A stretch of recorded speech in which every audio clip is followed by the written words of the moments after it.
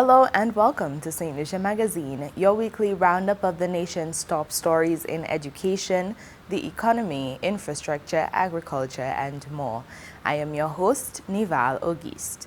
In this edition, the Gros Islet Police Headquarters opens, and St. Lucian students are urged to seize new scholarship opportunities in Taiwan.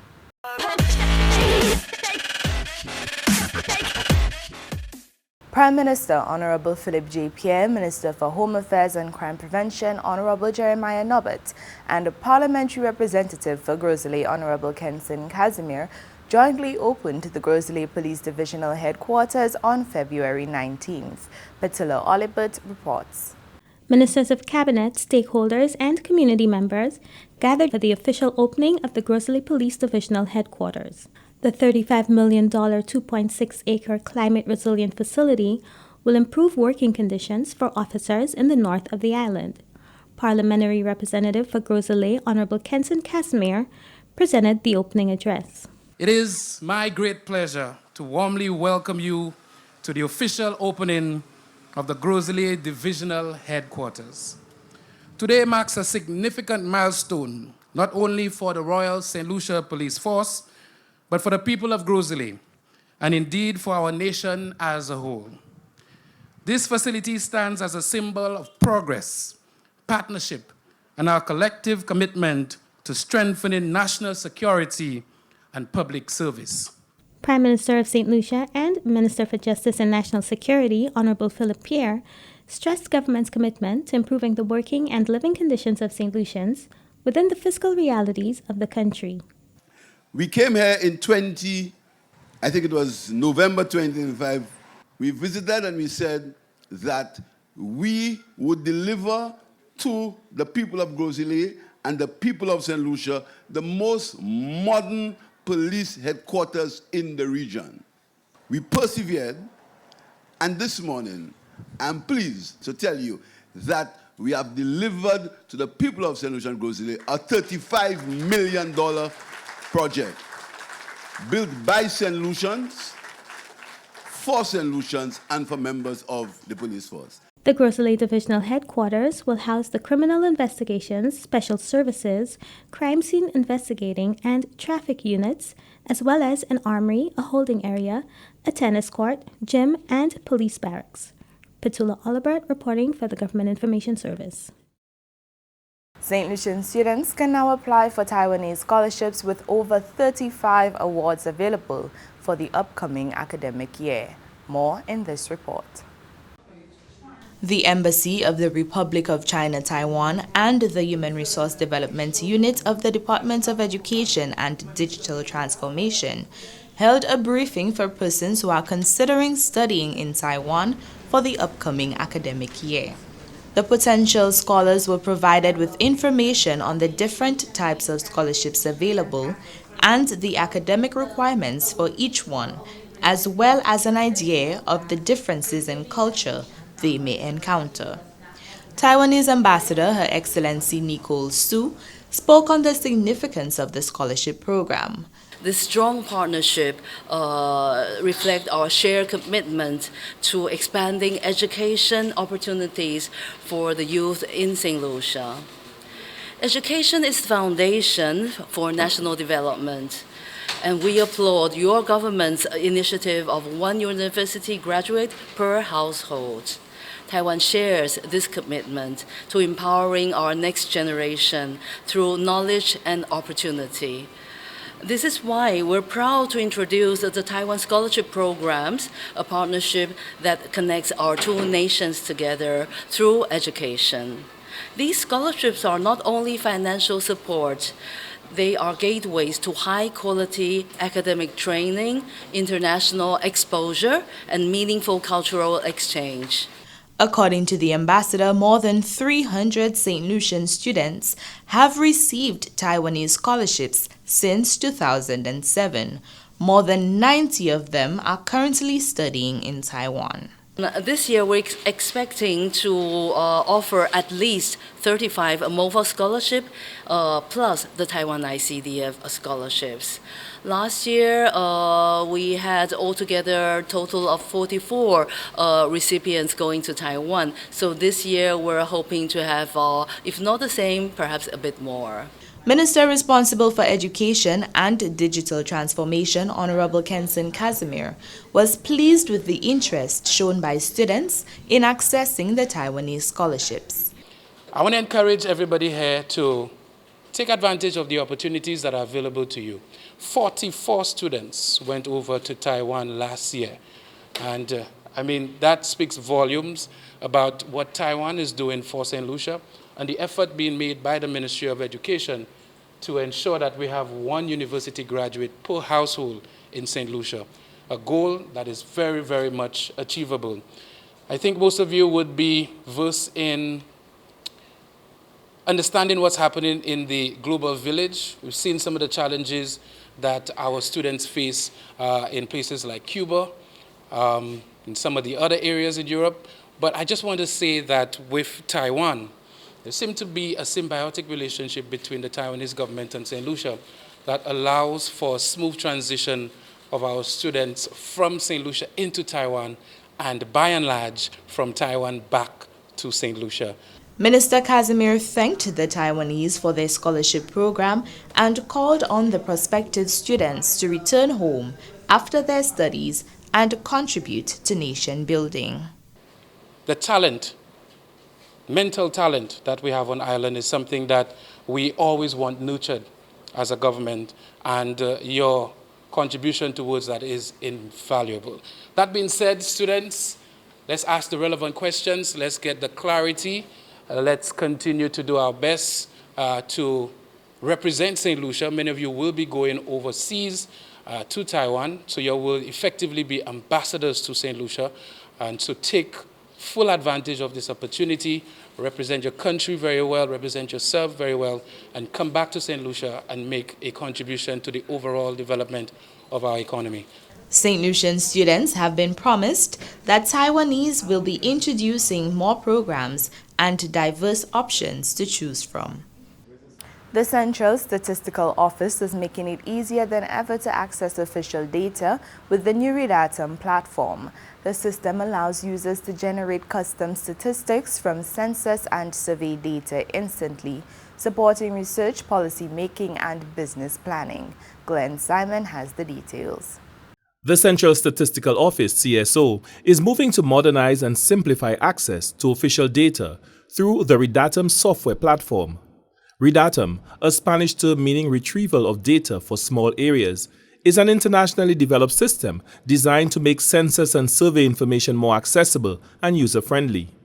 Information Systems Manager at the CSO, Bert Collymore, says Redatum is a powerful dissemination tool that allows users to access and manipulate census microdata to generate customizable tables and analysis instantly without having to submit formal requests to the Statistical Office. Redatum actually is a software and application that was designed by CELADE or ECLAC, which is the Latin American and Caribbean Branch Economic Division and Demography. So the software was developed in Chile by some of the engineers there, and it has been used predominantly in the Caribbean for the dissemination of data, particularly censuses and surveys, survey of living conditions, and so forth. According to Collymore, the platform represents a significant shift in how data is shared with the public. Instead of waiting for staff to prepare tables and reports, users can now dynamically generate their own statistics online. This makes the process more efficient for researchers, policymakers, students, businesses, and other stakeholders. We can get data on demography, demographics of the country, based on different districts, so you could see the socio-economic activities happening in different districts. You could get data agriculture, data tourism. It primarily is all of the indicators that we captured for our census. Redatum has been used across the Caribbean for several years. St. Lucia has since upgraded to the newer version of the software to host data from the 2022 Population and Housing Census. Collymore noted that this initiative aligns with international best practices for standards in data dissemination, encouraged by organizations such as Paris 2021, which promotes improved access and utility of official statistics. It is one of the main tools we have to communicate with the public, give them that possibility, the ease of use. The upgraded system is expected to enhance transparency, improve evidence-based decision-making, and empower citizens with easier access to official statistics. The data can be accessed free of charge via the CSO's website at stats.gov.lc. For the National Competitiveness and Productivity Council, Glenn Simon reporting. Still to come, St. Lucia completes second multiple indicator cluster survey across 3,000 households. Stay with us.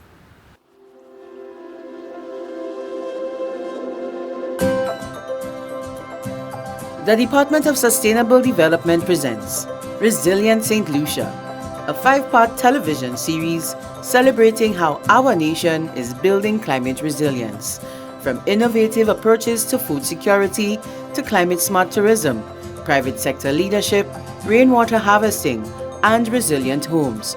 Resilient St. Lucia highlights real people, real solutions, and real progress.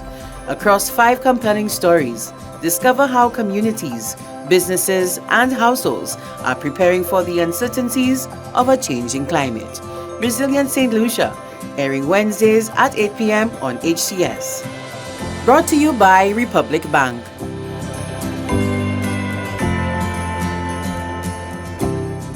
Welcome back. St. Lucia has completed the fieldwork for its second multiple indicator cluster survey, collecting crucial data from over 3,000 households to support evidence-based development and policy planning. More in this report. St. Lucia has successfully concluded the field data collection phase of its second round of the multiple indicator cluster survey, overall MIC 7, marking a significant milestone in the country's commitment to evidence-based development and data-driven policy making. The survey, conducted by the Central Statistical Office in collaboration with the Ministry of Equity and with technical and financial support from UNICEF, gathered nationally representative data from a scientifically selected sample of over 3,000 households. Ermin Gray, statistician at the Central Statistical Office and MIC 7 technical coordinator, described the completion of fieldwork as a major national accomplishment. Concluding this phase of data capture is very significant for St. Lucia. We have substantial data gaps in several areas, and completing this survey allows us to fill those gaps and support coming data initiatives. Despite conducting fieldwork during the general election period and the Christmas season, we remain determined and were able to meet our December 2025 target. The fieldwork was managed by a 17-member logistical and technical team comprising representatives from the Central Statistical Office, the Ministry of Equity, and the mixed consultant. Enumerators underwent 28 days of training across the northern and southern regions of the island and participated in UNICEF-led workshops overseas to master the electronic data collection platform used on tablet devices. Technical collaboration extended from the Ministry of Health, which provided support for child measurements and nutrition components, and UNICEF, which assisted with water quality testing modules. The exercise was further strengthened by a comprehensive public sensitization and awareness campaign. MIC 7 captures critical indicators across a wide range of sectors, including health, mental health, education, energy, household, demographics, immunization coverage, nutrition, time use, along with water and sanitation. While UNICEF's global mandate prioritizes children and women, St. Lucia's second round of MICS also includes, for the first time, a dedicated component focused on men. The indicators generated through MICS are internationally comparable, enabling St. Lucia to benchmark its progress against regional and global standards, including the UN's Sustainable Development Goals. St. Lucia's Ministry of Health is keeping a close watch on the Nipah virus following 2 confirmed cases in India. Officials say the risk to the Caribbean remains low. Dr. Sharon Belmar-George explains. The Ministry of Health, Wellness and Nutrition is closely monitoring the situation of the Nipah virus currently in India. As of January 13th, 2026, 2 cases of the Nipah virus has been confirmed in Kolkata, West Bengal State, India. Although in the past outbreaks have been noted within the Asian continent, however, human outbreaks have not been noted outside of that region. The risk of the Nipah virus to the Caribbean region is designated at low at this time. The Nipah virus is a zoonotic virus, that is a virus that's transmitted from animals to humans, which was first identified in 1999 during outbreaks among pig farmers in Malaysia and Singapore. The natural host is fruit bats, with the main vectors being pigs and contaminated fruit soiled by infected animals. It can also be transmitted directly from person to person through close contact with an infected person. The incubation period is typically 4 to 14 days. The symptoms of this virus in humans range from asymptomatic to acute respiratory distress and fatal encephalitis, that is brain swelling. The illness usually commences with fever, headache, muscle pain, vomiting, and sore throat. The severe cases progress to seizures, encephalitis, and coma within 24 to 48 hours. The Nipah virus has a high fatality rate of 40 to 75%, and there are no approved vaccines nor therapeutics to treat this virus. At present, confirmatory testing is not available in country, but through the Caribbean Public Health Agency reference laboratory. Although the risk of the Nipah virus is assessed as low at this time, due to international travel and trade, and given the key tourism source markets of the United States and the United Kingdom are in the top 6 countries for visitors from India, probable risk exists. St. Lucia is ensuring that the level of preparedness to manage possible importation and outbreaks in country, which includes the following: surveillance at the ports and health institutions, collaboration with the Ministry of Agriculture and the veterinary departments, communication and education sessions for healthcare workers, the tourism sector, the education sector, and the general public, prevention and risk reduction, the enhancement of infection control measures at the health institutions, early identification through testing capacity, and isolation measures when necessary. The Ministry of Health, Wellness and Nutrition will continue monitoring the situation closely and provide regular updates to the public.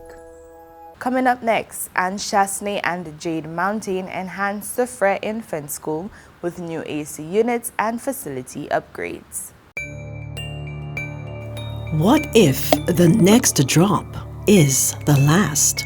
St. Lucia is facing longer, more intense dry spells, and our water sources are drying up. And when the rains come, they come harder and faster, damaging our homes and disrupting our water supply. But we can change the outcome. By conserving water and protecting our sources, every small action adds up. WASCO, working in collaboration with the Water Resource Management Agency, is committed to securing our water future, but we need your help. Together, we can protect our water, our health, and our future. One small step can make a big impact. Let's secure our water and secure our future. For more information, visit wascostlucia.com. Welcome back. Anne Chasney and Jade Mountain have collaborated to improve the learning environment at Soufriere Infant School. Genevieve Gonzague tells us more. Corporate Soufriere continues to play a critical role in supporting education within the community. The latest beneficiary, the Soufriere Infant School. According to the principal, Cyril Lafay, the school received a major infrastructural boost aimed at improving comfort, safety, and the overall learning environment thanks to Anshasni Jade Mountain. The school received multiple AC units, a refurbished storeroom, and a completely rewired electrical system. They promised us 8 AC units for each of the 8 classrooms on the main block, and this, of course, was delivered. This initiative started last term, but we are fortunate to have seen it to fruition this term. So, of course, we are very elated. The teachers are very happy because they're able to work in a conducive environment, one that is more comfortable, and the students, of course, their learning will be improved. Anshasni Jade Mountain has long been recognized for their hands-on approach to supporting development initiatives across Soufriere. The managing director of Anshasni Jade Mountain, Yasha Trubetskoy, says the organization, with support from other partners, wanted to make a real and lasting contribution to the education of Soufriere's youth. What was amazing about this is when we started the project, we didn't stand alone. We had Herbert Lionel, aka Mr. Pigeon, who stepped up. He contributed the work of his team for free because he recognized the importance of this project. So we bought the equipment, we bought the material, but it was thanks to him and his team who joined us in installing this. And thank you also to Garvin Joseph, who installed all the ACs as well, contributed all of his time and labor to get this done. A team effort. Trubetskoy says the community has given and continues to give a lot to his organization, and Anshasni Jade Mountain believes strongly in giving back. He also urged all other businesses to ensure they care for the community as best as possible. We are a community, we work as a community, and our success depends on our community. And you know, it's only because of the hard work of my team every single day at Anshasni and Jade Mountain that I'm able to stand here and take credit for this, you know, amazing project, but really the thanks goes to them. It's through their hard work that we can do these amazing gestures. So my message to everyone is remember where we come from. We come from this community, let's respect it, and let's play our role in making it a better place for everyone. The students and staff of the Soufriere Infant School can now enjoy upgrades that will make daily teaching and learning a lot more effective. From the Soufriere Regional Development Foundation, I am Genevieve Gonzague. Luxury yacht Star Seeker made its inaugural call to Port Soufriere on February 3rd. Genevieve Gonzague has the details.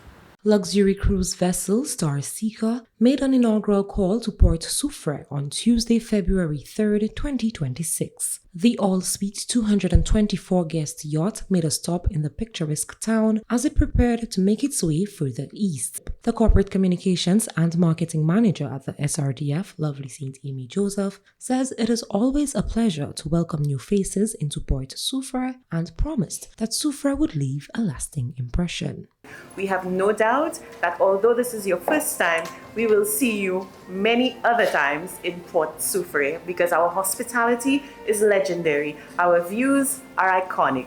Welcome to Port Soufriere from the Soufriere Regional Development Foundation. The Soufriere Regional Development Foundation, along with other agencies including the Ministry of Tourism, St. Lucia Tourism Authority, Cox and Company Limited, and Cruise Port St. Lucia, welcomed the captain and crew with a short gift exchange ceremony aboard the ship. Okay, so on behalf of Cox and Company, the management and staff, we want to welcome you to Port Soufriere in St. Lucia. We look forward to more calls from Star Seeker. This plaque represents this dependability, reliability, and superb service that we were ready to offer you. Oh, hey, thank you so much. That's very kind.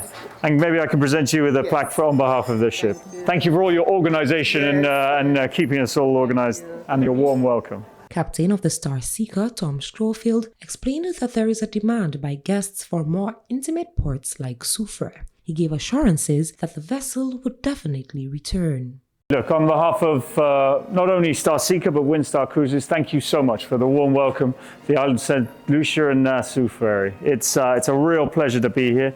I know our guests will treasure the time here and certainly treasure the magnificent views and the warm hospitality. So thank you so much. It's a pleasure to be here. And as you say, the first of many calls. Officials say Port Soufriere continues to be positioned as a port of choice. From the Soufriere Regional Development Foundation, I am Genevieve Gonzague. The Soufriere Regional Development Foundation is boosting local skills with a new air conditioning and refrigeration course for 13 residents. The course aims to address the shortage of skilled technicians in the community. Genevieve Gonzague reports. The Soufriere Regional Development Foundation continues to heavily invest in the community of Soufriere. In keeping with its mandate of social and economic development, an AC and refrigeration course is currently being facilitated. Course instructor Frederick Beausoleil touts the benefits of such a program in a real-world sense. We are now having a problem with the number of technicians available, be it in St. Lucia, within the Caribbean region, or internationally. Our partners in St. Lucia from the industry are having a difficult time getting the number of qualified, experienced technicians.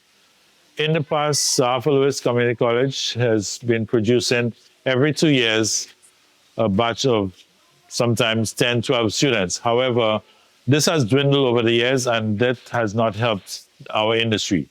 So for the Soufriere Foundation to take on this responsibility to put on this extra course down here, which is CVQ level 2, it is very important for the community where you find they will at least now have more than one person out here to be able to assist them in their servicing of their air conditioner units or their refrigerators.